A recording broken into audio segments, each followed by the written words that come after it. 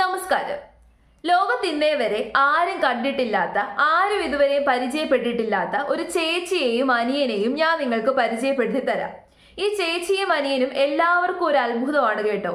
കാരണം എന്താ ചോദിച്ചു കഴിഞ്ഞാൽ, ഈ ചേച്ചിയും അനിയനും ആകാശത്ത് നിന്ന് പൊട്ടിമുളച്ചുണ്ടായതാണ്.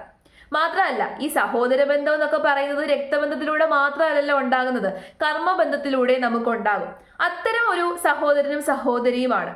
പക്ഷേ ഇതുവരെ നമ്മൾ ഇതുപോലെ ഒരു സഹോദരനെയും സഹോദരിയും കണ്ടിട്ടില്ല. അതായത് സഹോദര ബന്ധത്തിന്റെ പൂർണ്ണ രൂപം എന്നൊക്കെ വേണമെങ്കിൽ നമുക്ക് ഈ ചേച്ചിയെയും അനിയനെയും വിശേഷിപ്പിക്കാൻ വേണ്ടിയിട്ട് പറ്റും. അപ്പൊ ആരാണ് ഈ ചേച്ചിയും അനിയനും എന്ന് ചോദിച്ചു കഴിഞ്ഞാൽ, നമ്മുടെ രേണുവും പ്രതീഷും.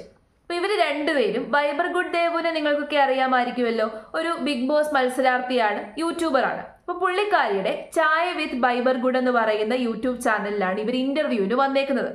ആ ഇന്റർവ്യൂ കണ്ടപ്പോൾ എനിക്ക് ഭയങ്കര അത്ഭുതമായിട്ട് തോന്നി. കാരണം സഹോദര ബന്ധത്തിന്റെ ഒരു തീവ്രത, അല്ലെങ്കിൽ ആ തീവ്രതയിൽ നിൽക്കുന്ന ഒരു ഇമോഷനിലാണ് അതിലൂടെ കാണിക്കുന്നത്. അപ്പൊ ഏതായാലും നമുക്ക് ആ ഇന്റർവ്യൂ ഒന്ന് കണ്ടു നോക്കാം. ഈ ഒരു കോംബോ ക്രിയേറ്റ് ആൽബം എങ്ങനെയാണ് ക്രിയേറ്റ് ആയത്? അത് നമ്മുടെ ഒരു ഫ്രണ്ട് ഒരു ദിവസം നമ്മൾ ട്രാവൽ ചെയ്യുന്ന സമയത്ത് ഡയറക്ടർ വിളിച്ചായിരുന്നു, ജിമ്മി എന്ന് പറഞ്ഞ ഡയറക്ടർ വിളിച്ചിട്ട് പറഞ്ഞു ഒരു ആൽബം ഉണ്ട്, പ്രതീക്ഷ ചെയ്യാൻ പറ്റുമോ ചോദിച്ചു. ഞാൻ ചോദിച്ചു ആ ചെയ്യാലോ എന്ന് പറഞ്ഞു. അപ്പൊ എടുത്തൊക്കെ രേണു സുധിയാണ് കേട്ടോ നായിക.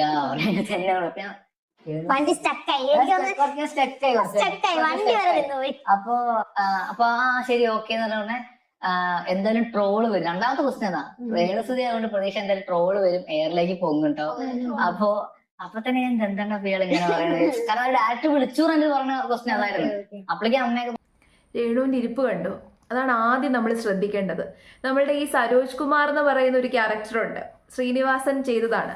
അപ്പൊ അദ്ദേഹത്തിന്റെ ആ ക്യാരക്ടർ എന്ന് പറഞ്ഞു കഴിഞ്ഞാൽ ഏറ്റവും ജാടയുടെ തീവ്രതയിൽ നിൽക്കുന്ന ഒരു ക്യാരക്ടറാണ്. സിനിമാ നടനായിട്ട് അഹങ്കരിച്ച് ജാട വരുത്തി നിൽക്കുന്ന ഒരു ക്യാരക്ടറാണ് ഈ സരോജ് കുമാർ എന്ന് പറയുന്നത്. Super star Saroj Kumar. ഈ സൂപ്പർ സ്റ്റാർ സരോജ് കുമാറിന് പോലും ഇത്രയും ജാട കാണത്തില്ല. അതിനെക്കാട്ടിൽ ജാടയാണ് നമ്മൾ ഈ കണ്ടുകൊണ്ടിരിക്കുന്നത്. ഇത്ര ജാടയൊന്നും കാണിക്കേണ്ട കാര്യമൊന്നുമില്ല. കുറച്ചൊക്കെ ഒരു സൗമ്യതയും ഒക്കെ ആവാം. കാരണം നമ്മൾ കുറച്ചൊക്കെ ഒന്ന് സൗമ്യമായിട്ട്, കുറച്ചൊക്കെ ഒരു അഹങ്കാരം കുറച്ചിട്ട് വേണം നമ്മൾ പബ്ലിക്കിന് മുമ്പിൽ സംസാരിക്കാൻ. ഈവൻ നമ്മളുടെ ഏറ്റവും ലെജൻസ് ആയിട്ടുള്ള മോഹൻലാലും മമ്മൂക്കയും ഒക്കെ പബ്ലിക്കിന് മുമ്പിൽ സംസാരിക്കുമ്പോൾ എന്ത് സൗമ്യമായിട്ടാണ് സംസാരിക്കുന്നത്.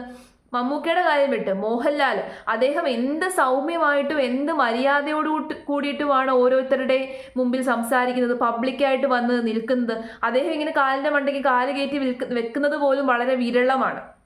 കാലിന്റെ മണ്ടയ്ക്ക് കാല് കയറ്റി വെക്കുന്നതൊക്കെ ഓരോരുത്തരുടെയും കംഫർട്ടബിൾ ആയിട്ടുള്ള പൊസിഷനാണ്, അതിലൊന്നും ഞാൻ പറയുന്നില്ല. പക്ഷെ ഇത്രയും ജാട വേണ്ടായിരുന്നു, കുറച്ചൊക്കെ ജാട കുറയ്ക്കാം.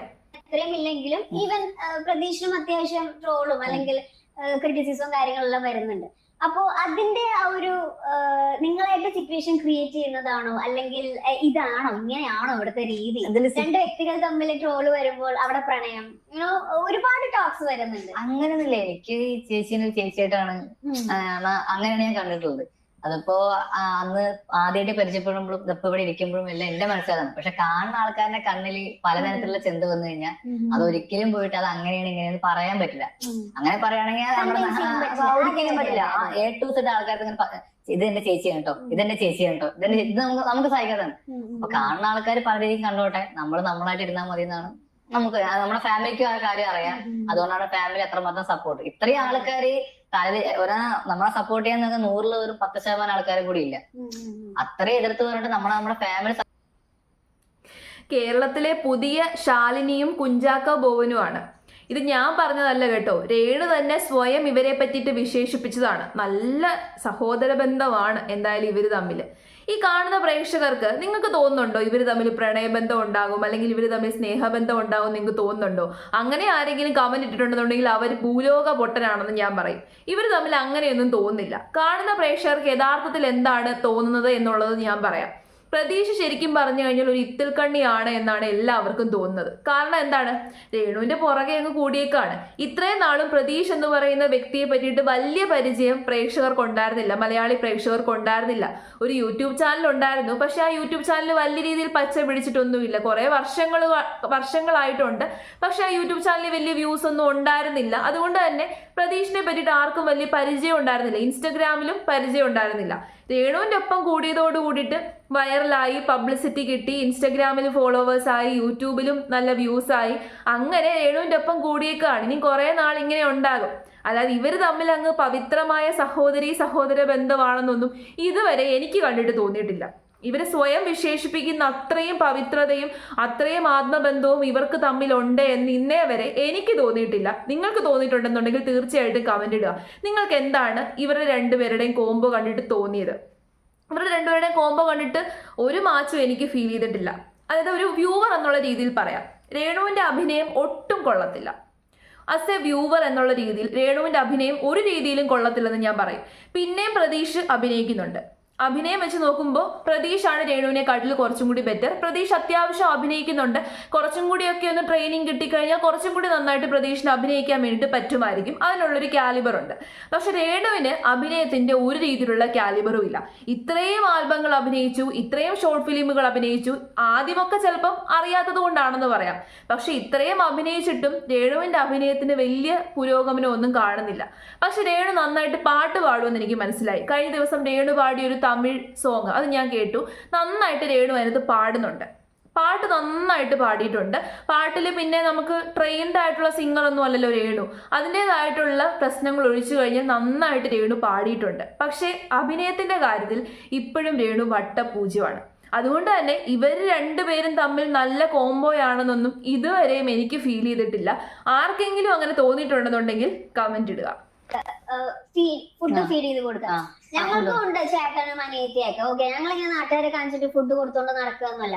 അതേപോലെ ഇവര് ആർട്ടിസ്റ്റുകളാണ്, അതേപോലെ ബ്രദർ സിസ്റ്റർ ആണ്. അപ്പൊ ഒരു ലിപ് ലോക്ക് സിറ്റുവേഷൻ വന്നാൽ നിങ്ങൾ എന്ത് ചെയ്യും? അതിപ്പോ ഞാൻ പറയുകയാണെങ്കിൽ നമ്മള് സിനിമയിലാണെന്ന് വെക്കാം. ആൽബത്തിന്റെ ഇതിന്റെ ആൽബം എന്നൊക്കെ പറഞ്ഞ ഒരു മിനി ഫീൽഡാണ്. കലയാണ്, അഭിനയം എല്ലാം സംഭവിച്ചത് എല്ലാം ആണ്. ഞാൻ പറഞ്ഞ മൂവി ആക്ഷൻ കട്ട് അതോടെ കഴിഞ്ഞല്ലോ. അപ്പൊ അതിന്റെ ആൽബത്തിലൊക്കെ ആണെന്നുണ്ടെങ്കിൽ നമ്മൾ കുറച്ച് ആലോചിക്കും. അങ്ങനെയല്ല നമ്മ ആൽബവും മൂവി എന്നുള്ള ഒരുപാട് വ്യത്യാസമില്ലേ? ഒരുപാട് വ്യത്യാസം. ഒരു കലാകാരൻ ഇപ്പൊ നാടകത്തിലാണെങ്കിലും പുള്ളി അഭിനയിക്കുന്നു. ഈവൻ ഒരു 30 സെക്കൻഡ് റീലിലാണെങ്കിലും അഭിനയം. നാടകത്തിൽ ലിപ് ലോക്കിംഗ് ഉണ്ടോ?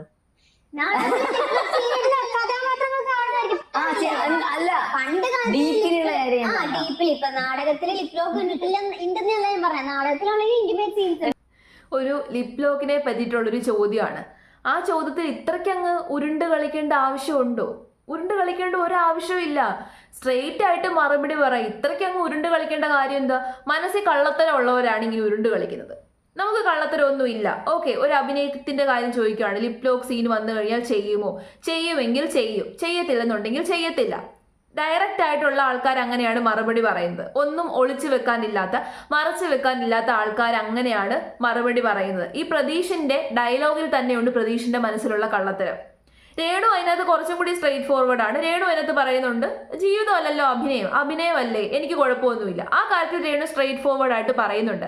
പക്ഷെ പ്രതീഷിന്റെ ഉള്ളിൽ കള്ളത്തരം ഉണ്ട് എന്നുള്ളത് അയാളുടെ മറുപടിയിൽ നിന്ന് തന്നെ വ്യക്തമാണ്. ഉരുണ്ട് കളിക്കുകയാണ്. എന്തിനാണ് ഇത്ര ഉരുണ്ട് കളിക്കുന്നത്? എന്തിനാണ് ഇങ്ങനെ അങ്ങോട്ടും ഇങ്ങോട്ടും ഇട്ട് ഇത് ചെയ്യുന്നത്? ദൈവം തന്നെ ചോദിക്കുന്നുണ്ട്. ഈ കാര്യത്തിൽ ഇത്രയ്ക്ക് അങ്ങ് ചിന്തിക്കേണ്ട ആവശ്യം എന്താണ്? പ്രതീക്ഷ ചെയ്യാൻ പറ്റുമെങ്കിൽ പറ്റും, പറ്റത്തില്ലെന്നുണ്ടെങ്കിൽ പറ്റത്തില്ല എന്ന് ഡയറക്റ്റ് ആയിട്ട് അങ്ങ് പറഞ്ഞാൽ പോരെ? ഇതാണ് പറഞ്ഞത്. ഭയങ്കര പവിത്രമായ ബന്ധമാണല്ലോ, ഭയങ്കര ഇതാണല്ലോ. ആൾക്കാരുടെ കണ്ണിൽ പൊടിയിടണ്ടേ? അപ്പൊ അതിനനുസരിച്ചല്ലേ മറുപടി പറയാൻ വേണ്ടി പറ്റത്തുള്ളൂ. ഇവർ രണ്ടുപേരും ആങ്ങളെയും പെങ്ങളും ആണെന്നല്ലേ പറഞ്ഞു വെച്ചേക്കുന്നത്. കൂടെ അഭിനയിക്കുന്നവർ തമ്മിൽ ആങ്ങളെയും പെങ്ങളുമാണ്, ഞങ്ങൾക്ക് സഹോദര ബന്ധമാണ് എന്നൊന്നും പറയേണ്ട ആവശ്യമൊന്നുമില്ല. അഭിനയവും ജീവിതവുമാണ് എന്ന് മനസ്സിലാക്കാനുള്ള ഒരു ഇത് മനസ്ഥിതിയൊക്കെ മലയാളി പ്രേക്ഷകർക്കുണ്ട്. പക്ഷെ ഒരുപാട് കാട്ടിക്കൂട്ടലുകൾ കാണിക്കുമ്പോഴാണ് നിങ്ങൾ കാട്ടിക്കൂട്ടലാണ് കാണിക്കുന്നത് എന്ന് പ്രേക്ഷകർക്കറിയാം. നിങ്ങൾ മനഃപൂർവ്വം ഇതുപോലെ വിവാദം ക്രിയേറ്റ് ചെയ്യാനുള്ള കാട്ടിക്കൂട്ടലാണ് കാണിക്കുന്നത് എന്ന് പ്രേക്ഷകർക്ക് അറിയാം. പിന്നെ ഒട്ടും പറ്റാത്ത ചില പൊട്ടന്മാരുണ്ട്. ആ പൊട്ടന്മാരാണ് ഇവർ തമ്മിൽ പ്രേമമാണെന്നൊക്കെ പറഞ്ഞ് പരത്തുന്നത്. ഇവർ തമ്മിൽ കോംബോ ആയിട്ട് അഭിനയിക്കുന്നതിലൊന്നും എനിക്ക് ഒരു ഇതും തോന്നിയിട്ടില്ല. അവർ അഭിനയിച്ചോട്ടെ, അവർ തമ്മിൽ പ്രേമം ഉണ്ടെന്നൊന്നും എനിക്ക് ഫീൽ ചെയ്തിട്ടില്ല. പക്ഷേ ഇവരായിട്ട് തന്നെ ഞങ്ങൾ തമ്മിൽ പ്രേമമുണ്ട് അല്ലെങ്കിൽ ഞങ്ങൾ തമ്മിൽ എന്തോ സംഭവമുണ്ട് എന്ന് തോന്നിപ്പിക്കാൻ വേണ്ടിയിട്ടുള്ള കാര്യങ്ങൾ പ്രേക്ഷകരുടെ മുമ്പിൽ കാണിക്കും. അവിടെയാണ് വിഷയം വരുന്നത്. രേണുവിന്റെ എല്ലാ പ്രശ്നങ്ങളും വന്നത് അവിടെയാണ്. രേണു തന്നെ സ്വയം ബൂസ്റ്റപ്പ് ചെയ്തിട്ട് പ്രേക്ഷകരുടെ മുമ്പിൽ വിവാദം ഉണ്ടാക്കുന്ന രീതിയിലുള്ള കാര്യങ്ങൾ കാണിക്കും. എന്നിട്ട് രേണു സ്ഥിരം പറയുന്നൊരു കാര്യമുണ്ട്, ഞാനിതൊന്നും കാണാറില്ല. പക്ഷെ ഏത് ഇന്റർവ്യൂവിൽ വന്നു കഴിഞ്ഞാലും രേണുവിന് കാര്യങ്ങൾ അറിയാം. റിയാക്ഷൻ വീഡിയോസ് ചെയ്യുന്ന ആൾക്കാർ പറയുന്ന കാര്യങ്ങളൊക്കെ രേണുവിന് അറിയാം. ചോദിക്കുമ്പോൾ പറയുന്നത് ഞാൻ കാണുന്നതല്ല, അബദ്ധത്തിന് കാണുന്നതാണ്, അല്ലെന്നുണ്ടെങ്കിൽ എൻ്റെ കൂട്ടുകാർ പറയുന്നതാണ്. ഒന്നുമല്ല, രേണു ഇതെല്ലാം തെരഞ്ഞു പിടിച്ചിരുന്ന് കാണുന്നുണ്ട്. അതാണ് സത്യം. പിന്നെ രേണുവിനെ ഒരുപാട് അങ്ങ് ടാർഗറ്റ് ചെയ്യാൻ ഞാനില്ല, അതുകൊണ്ടാണ് രേണുവിൻ്റെ വീഡിയോ അങ്ങനെ ചെയ്യാത്തത്. പക്ഷെ ഈ വീഡിയോ കണ്ടപ്പോൾ, അതായത് സഹോദര ബന്ധമല്ലേ, ഇതിൻ്റെ ഒരു പവിത്രത കണ്ടപ്പോൾ, ഇവർ രണ്ടുപേരും തമ്മിലുള്ള ആ ഒരു ചേച്ചിയും അനിയനും തമ്മിലുള്ള ആ ഒരു ബന്ധത്തിൻ്റെ പവിത്രത കണ്ടപ്പോൾ ഇതിനെ പറ്റിയിട്ട് റിയാക്ട് ചെയ്യണമെന്ന് എനിക്ക് തോന്നി.